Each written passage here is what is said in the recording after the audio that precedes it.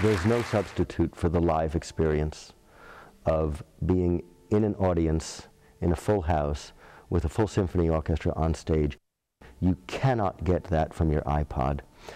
There is a sense of sharing in real time of the live interaction of the musicians and the listeners and the sonic frequencies, if you will, that are emanating into the hall, and that change from moment to moment and from performance to performance.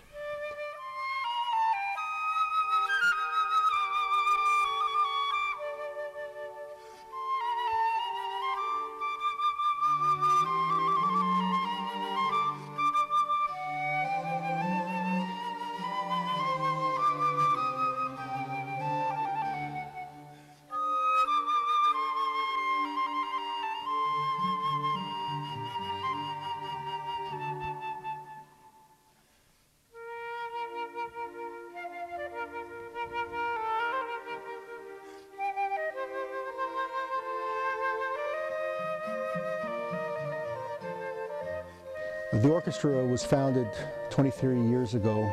It was done by a group of citizens who thought there should be an orchestra in Westchester County that was fully professional, both professional on a musical level and on the business level. The climate might have been right just at that particular time. So like you just plant a seed and the ground is fertile, and people want the product. It's kind of a miracle in many ways. We're basically an orchestra of about 80 players. Depending on the repertoire, we will scale it down. If we're doing something Baroque or classical, of course, we'll use less. To romantic, to modern, which is very nice for me because I like all kinds of repertoire, and I believe that my audience does as well.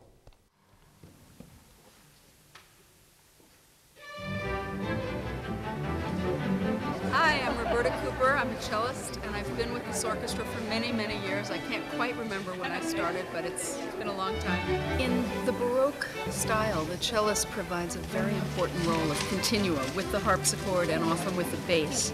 And that provides much of the rhythmic impetus. We don't often play the melodies in this music, but we are the foundation. And many times it's just one cello and one bass, and so when that happens, it's actually a solo voice, and it's quite important to the foundation. My name is David Karp. I'm the orchestra librarian of the Westchester Philharmonic. Being an orchestra librarian has nothing to do with, or not much to do with, what you see behind a desk in a public library. It consists of four aspects: procuring music, preparing music, being a stage librarian, and maintaining a physical collection. And music doesn't come from the publisher user ready. There's always a lot of issues. There are personal changes with conductors. I like to think of the Westchester Philharmonic as part of the fabric of the community. This is not an orchestra that comes in and plays a concert, gets back on the bus, and goes back to wherever they started. Our musicians live all over the metropolitan area. They live in Manhattan, they live in New Jersey, Long Island. A lot of them do live in Westchester. But they feel that they have an investment in our education program because they feel that having an orchestra that goes into the schools and have the kids come to the concerts in SUNY Purchase is very, very important. Our education programs and our community outreach programs are designed and intended to open the entire world of music, whether it's classical music or any kind of music you might happen to enjoy, to anyone who has a pair of ears and who would like to listen and who would like to learn and who would like to be entertained by it.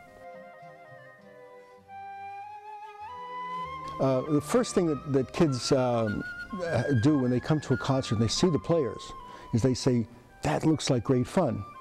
You know, I wish I could do that."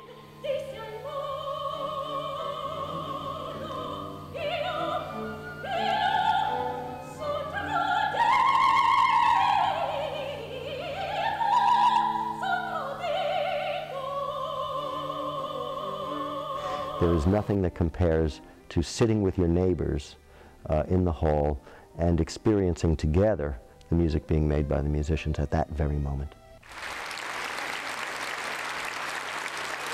The arts is a great thing to be in, like nothing else. You're working with Mozart every day.